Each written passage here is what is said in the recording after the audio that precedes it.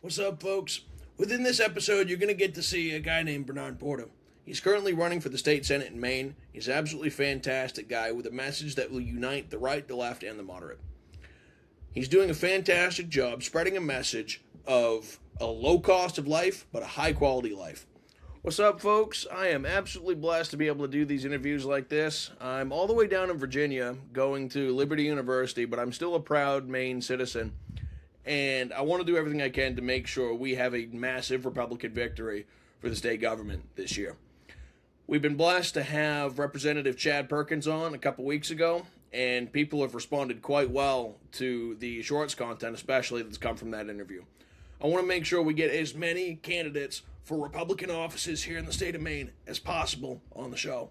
We are absolutely blessed to have Bernard Porter on the show today. Terrific guy running in a pretty heated district.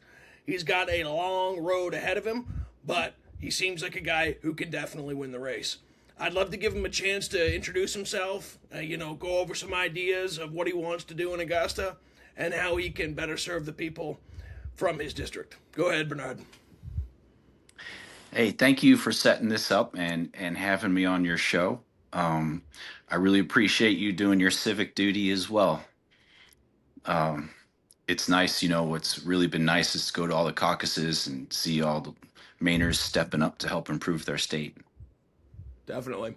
hmm So far, what has your experience been at some of the caucuses? Really positive. It's Okay. incredible. I've met so many good people who love this state and want to do their best to help improve the quality of life for everybody here, Sure. regardless of how they vote. Definitely. Mhm. That's been something I've been really encouraged by. I've taken Ubers into class quite a few times between here and Liberty University. And it's been great to have conversations with people and find that we agree on a lot of things. Yeah. It was a man, I'd assume he was probably a Democrat, but 99% of the things we discussed in just a 10-minute period, we found we agreed. Um, Right. I could be wrong, but I'm assuming that's been in the case in some of the interactions you've had. Yeah, we're not that far apart when it comes to improving our quality of life here. Everybody Definitely. wants the same thing, all their basic human needs met. Sure. Mhm. In terms of some of those needs you'd love to meet, what would some of those be from Augusta? You know, I'll tell you a real story.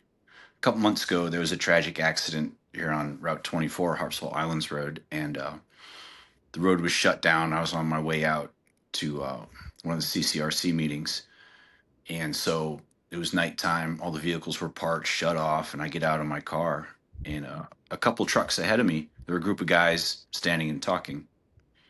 And one young man he says, listen, he goes, I have a wife and two children, and I'm working two jobs just to keep my head above water, and I'm not making it.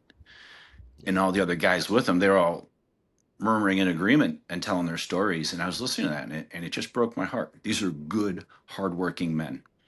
Okay, but what's happening is a lot of their paychecks are being confiscated through ever higher and higher taxes. Mm, So, that's going to be one of my priorities. If you look at the transition from the LePage administration to the Mills administration, uh, Governor Mills has increased spending by 65%. Okay. sure. And what I like to emphasize to everyone is all spending is taxation. The government doesn't have its own money, it's your money. And you pay for it either directly or indirectly, or today or tomorrow through current taxes or deferred taxes. Yep. So we got to get the budget under control. And the first way we really need to do that is to cut out all the fraud, waste, and abuse. We need Sure. some accountability and oversight. Um, and that's the first step. Once we cut out all the fraud, waste, and abuse, we can get an idea of what our real budget actually looks like, and then look at what are the services that Mainers need, what they expect from their government, and whittle it down to that and get rid of a lot of the frivolous spending. For sure. Mhm. You talk about the fraud. It's been unbelievable to see the main care Medicare fraud and a lot of the other things that have happened recently that hit the government's turned a blind eye to it. You know, there was an Mhm. individual who texted me, a well-respected person I know quite well, and he said, "What are your plans to reach the moderates?" And my direct response was, "Expose the fraud, let people Yes. know." You Yeah. know, there is so much going on here in the state of Maine, Hmm. millions of dollars Hmm.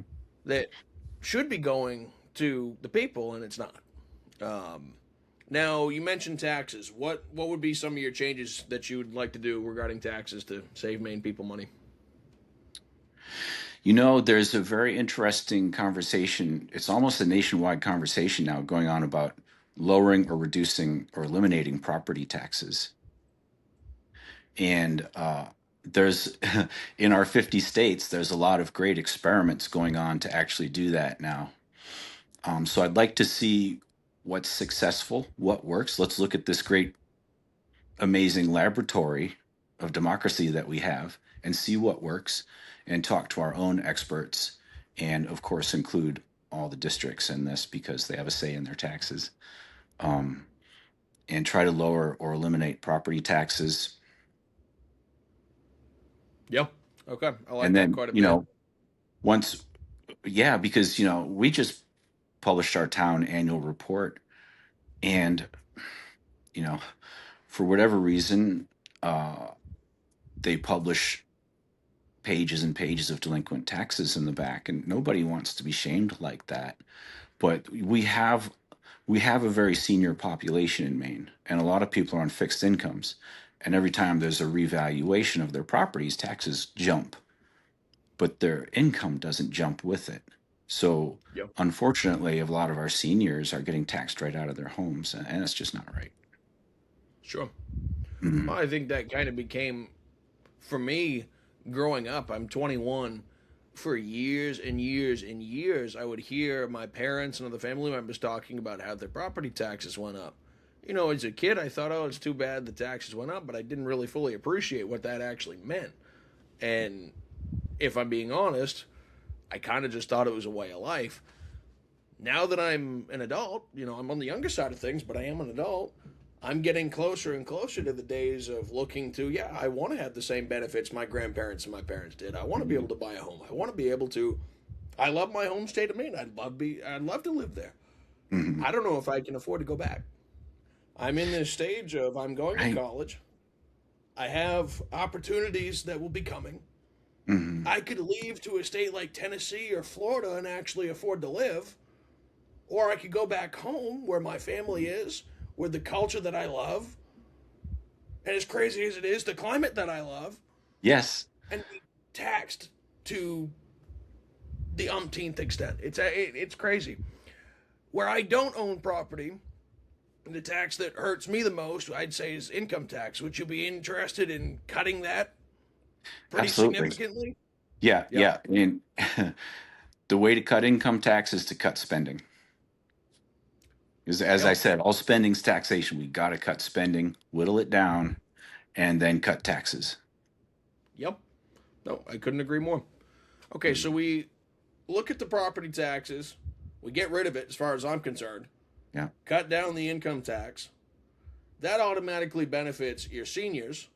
It benefits people like me saying, hey, I can move to a different state, enjoy my Mhm. life, and not be taxed to death. It Mhm. might help retain people my age. I like that message. Yeah.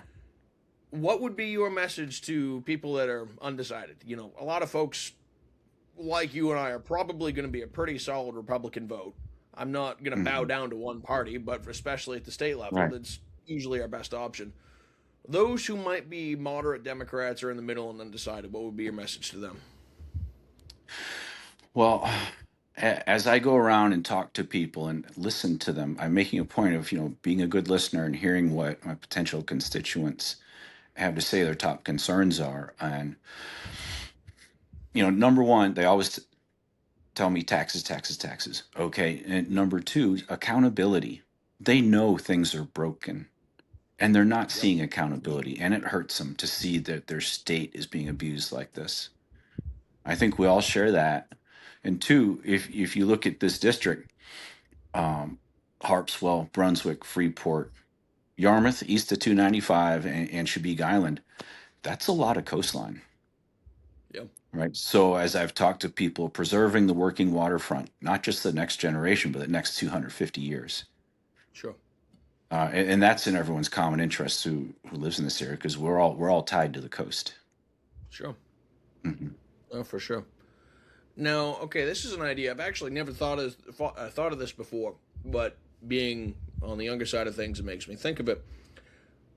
Would you consider, for the sake of keeping my generation in the state, saying, okay, we will continue the free community college program for 2 years, the 2 year community college program, as long as you stay and work in the state of Maine for a period of 5 years? So I think that's a great idea, uh, and it's a great incentive, but we have to provide the jobs. And I'll quote Elon Musk. All our electricity rates just jumped up, what, 36% Sure. this year. And I feel like my bills have doubled. I haven't gone in and do the math yet. But Elon Musk said electricity is a proxy for industrial might. It is the foundation of our economy. And as a senator, I want to work on finding ways to reduce the cost of our electricity.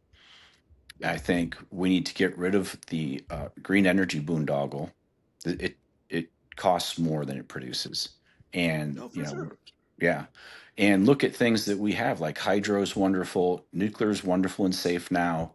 I would like to look at decentralized electricity generation, bringing it closer to the communities that it serves. Okay, so now you have uh, cheaper electricity, but also redundant capabilities Sure. because one of the things I learned through all my experience in life is always rehearse your contingencies. If something happens, like a major cyber attack happens, and we lose our electricity generation, we have to have some sort of failover where we can produce reliable electricity. So, bringing down electricity costs will help bring in jobs and industry. Sure. Hmm. So that's a And message of. Go ahead. making Maine a more business friendly state. I've seen so many businesses, they want to come here. They want to set up businesses because they know that Mainers are brilliant, hardworking, great people, and they want to set up businesses here, but the state runs them out. Yep. Hmm. So we need No. to set up a business friendly environment because we're at the end of the line. We're at the end of 95. Sure. So we need to create incentives. Yeah. No, I couldn't agree more. Now, we talked about energy prices. I'm assuming you'd be in support of getting rid of all the solar subsidies and net energy billing, if that's Yes. okay. Yes. Good. And here's another issue. I'm a sportsman and a fisherman, and my grandfather was a forester. He's a teacher by trade, but he was into forestry. And one thing I know is that the best conservationists are the people who actually are out in the land making use of it. And when I look at these solar panel farms that are popping up all over our beautiful state, they're an obnoxity. They're an eyesore on the Yep. landscape. But here's the thing: what happens at the end of the life cycle of those solar panels? Is there some sort of surety or bond that the company will be obligated to? Okay, here are our remediation costs at the end of the life cycle, paid up front. So we can't just declare bankruptcy and say, oh, sorry, see you later, and leave a field full of toxic industrial materials there. Yeah. Yeah, and a lot of those panels also leak PFAS as well, which is a big issue in the state. Yep. No, I Mhm. agree with you 100%.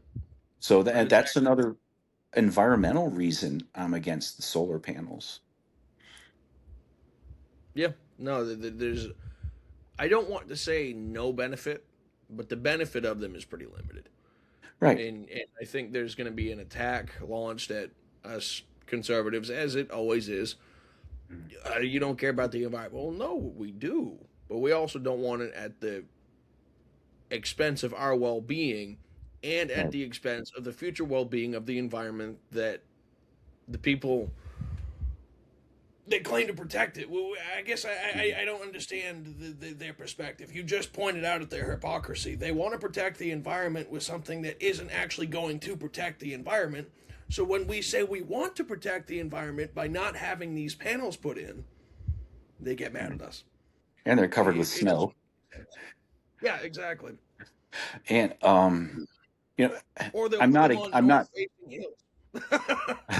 I'm not making a blanket statement against solar because there are businesses and homes who've incorporated it into their energy plan and they've done so successfully. But you know, those are good stewards and caretakers of their own property. They'll manage their own Yes. remediation. And so maybe my commentary was a little bit too broad sweeping there.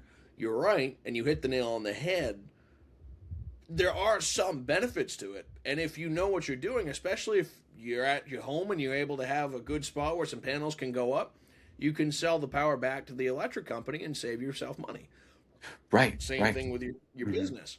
But Hmm. that's a personal decision, Yes. not something that's funneled in from the government. You know, before the interview, you and I were talking about me being down at Liberty University and starting my uh, political science career here. And we had a whole section of reading on government subsidies. And they did a really good job showing that the government can funnel money into a certain project, but there is a very, very high risk that once that money stops, the project ends. It creates an artificial demand that once Yes. gone, the Hmm. project's done. And Hmm. you pointed that very thing out. Once the money stops with the panels, most likely those projects are done. Yeah. It distorts market forces. Yep. And if the technology was in a better position, correct me if I'm wrong, I'm guessing we'd all be throwing them up on our houses. We'd all be Yes. throwing them up on our businesses. But the current governor doesn't want that because she can't campaign off of Right. it. If it was if it was truly more economical, we'd all have it. You're right. Exactly. Hmm. No, I definitely, I think we need to hit that pretty hard as Republicans this election cycle. Lower Hmm. energy costs, bring common sense energy policies from Hmm. Augusta. And every politician always likes the phrase common sense. No, we mean it. Legitimate common Hmm. sense. Yeah. Stop funneling money that we don't have into projects that aren't going to actually give a broadly speaking benefit to the people. Hmm. And it's simpler than we think. Yeah. um, Go ahead. One of the other topics I wanted to hit on was education. Sure. We've gone from really good down to really bad, and it's not.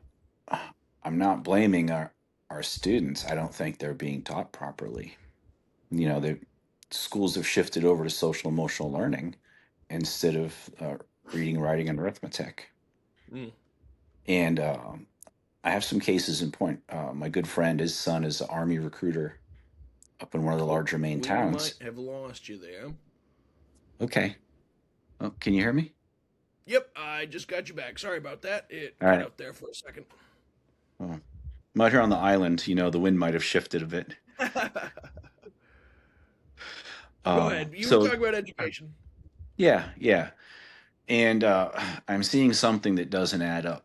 A good friend of mine, his son is an army recruiter. He's in one of the larger Maine towns, central Maine, and he's getting guys in that want to join the military, but the military has a test they have you take to see which jobs you qualify. It's called the ASVAB.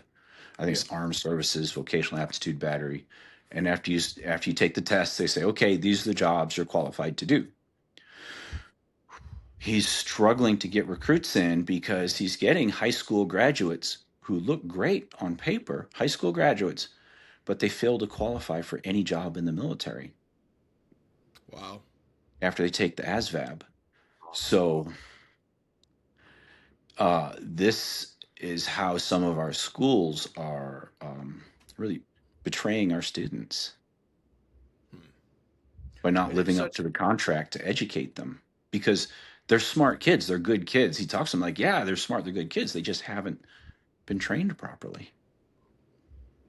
It's Taught. sad because there's so many good teachers we have, so many good teachers, and then there Hmm. are some that are failing, and then there is a heavier focus on indoctrination in certain senses than actual education.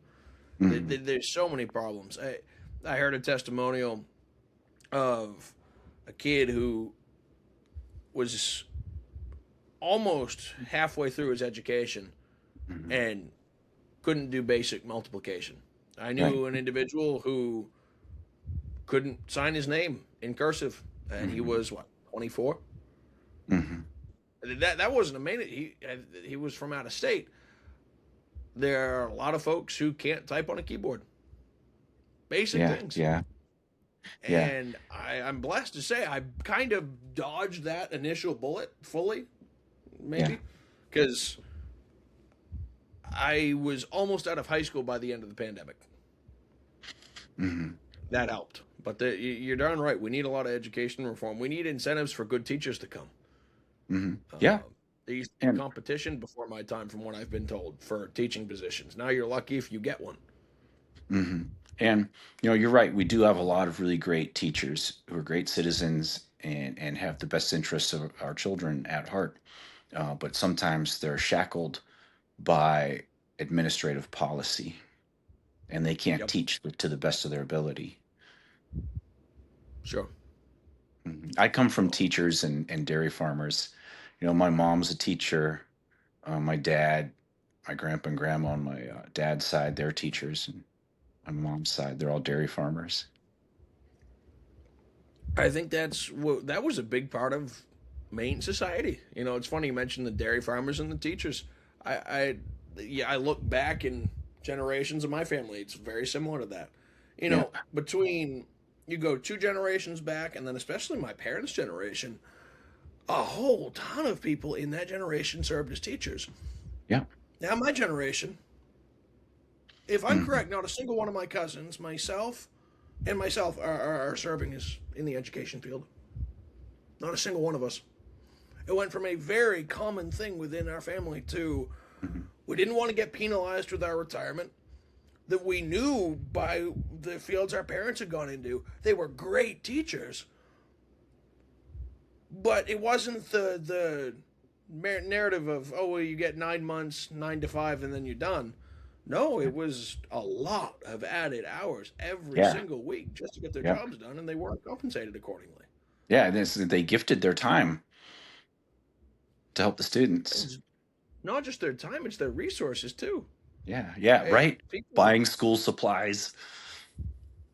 yeah, you know, for most of the okay, a couple of years ago, I worked in a kitchen.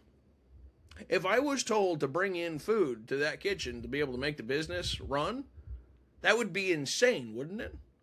Yeah. You're like, I can't afford to do that. Yeah, no, it's like you're paying me to make the food, not bring in the resources. So, but in education, they're asking you, not asking you, but they kind of are asking you to bring in the resources Yeah. along with what they've already provided to do your job properly. That's Yeah. that's insane. So a lot of our really dedicated teachers are actually subsidizing the school's operating costs out of their own pocket. Oh, for sure. Hmm. And I know so many good teachers, I've seen them do it. Yeah. And they Yeah. love their students as they're basically extra children. Yeah. So they do it without batting an eyelash. Yeah. And God But they bless them. shouldn't have to. Yeah. They shouldn't have to. No, I agree. So I think maybe we can look at administrative bloat, Yep, unnecessary programs. sure. Yeah.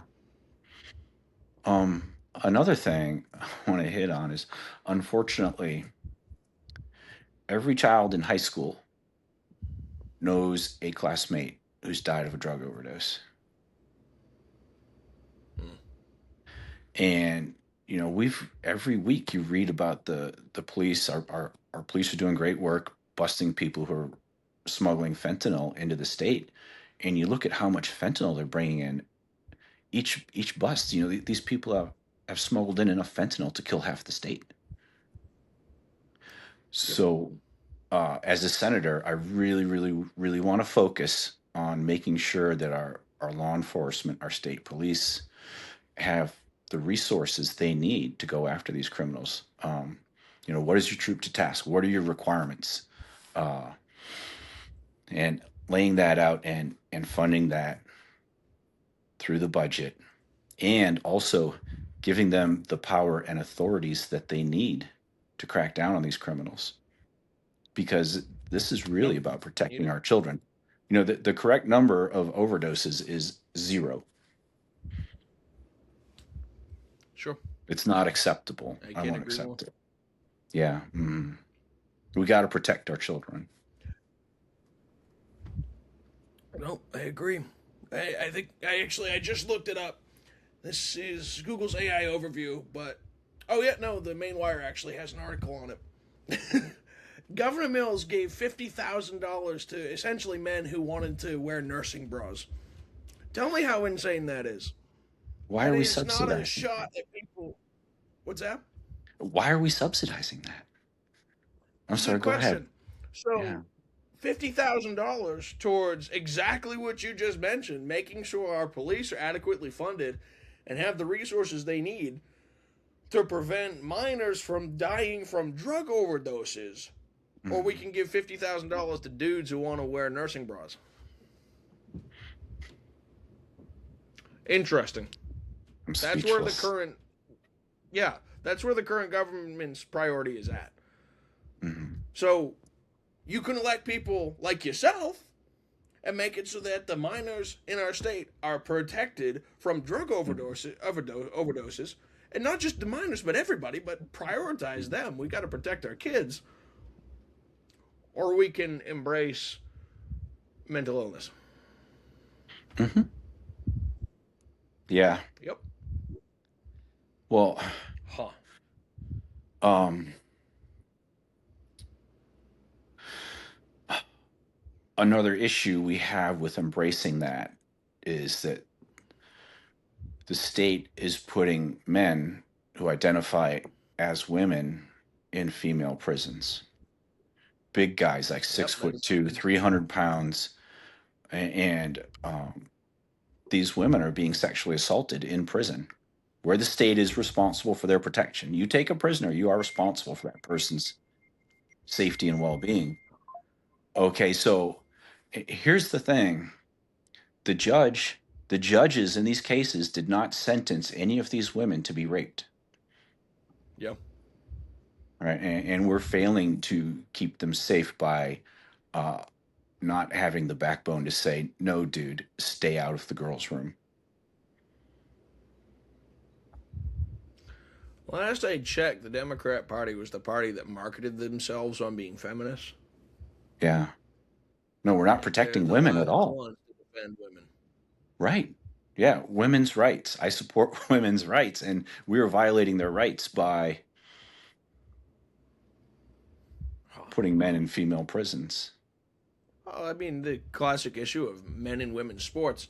You want to talk about something that unites moderates with more dedicated conservatives. It's the transgenderism issue. It's a really easy one to unite. I It's so remember easy. there would have been, geez, I think it was back when Charlie Kirk was still with us. Yes, it was a few months before that. It was when it was becoming a really, for the lack of a better term, popular issue here in the state of Maine. I saw tons of my coworkers who were not hardcore conservatives by any shot be like, yeah, this is insane. Yeah. They fully recognized it. So I call it mental illness. I might call it delusion. Some people might say that's a little bit too tough, but I'm calling it what it is. Right. I don't hate these people. I love them. I'm going to pray for them. I want them to be free from those mindsets. Yeah. But from a political standpoint, it's no longer some taboo issue that we have to run away from. If anything, if you address it in a proper manner, it's quite unifying. Yeah. It's easy. Yeah. But I think you've hit a lot of important nails right on the head between energy costs, lowering property taxes, if not getting rid of the tax entirely, limiting, if not getting rid of, at least I hope we get rid of it, the income tax, making sure energy costs go down. That was a big part of what Representative Perkins and I talked about a couple weeks ago. He shared a testimonial of a guy who owns a grocery store, and I don't remember the exact numbers, but within a couple month period, his energy bill went up over $5,000. How can you run a business like that? Those are your fixed Good question. costs. Yeah. Good question. So let's get rid of the insanely high energy costs. Let's lower your taxes. Let's incentivize people to stay here. Let's build jobs. You know, every hmm politician says they're going to build jobs and nothing gets better. Let's hmm actually do it this time around. Right. Yeah. And we have so much amazing human capital. You know, when you travel throughout Maine, you meet the most incredible people. You meet world-class talent. And you say, Mm, hey, what are you doing here, man? You could be in New York or San Francisco. And they'll look at you and say, I like it here. This is where I want to be. exactly. Once we unleash the talent and creativity of our citizens, there's no stopping the state. I'm so optimistic. Yep. hmm No, I couldn't agree more. Bring jobs back to Maine, lower the cost of living, embrace the culture we have, bring common sense to Augusta, and hmm get rid of the fraud. I think one of the last questions I'll ask you is, would you be interested in setting up a committee that could not be your typical government committee where they're called a committee and they don't do anything? An actual committee that would look through every aspect of the government and say, okay, what are you spending this money on? Where is it hmm going to? And why are you doing it? Yeah. Good. Oh, absolutely. 100%. A lot of government organizations, if they stick around long enough, they exist to serve themselves once they've outlived their purpose. So there has to be an end state.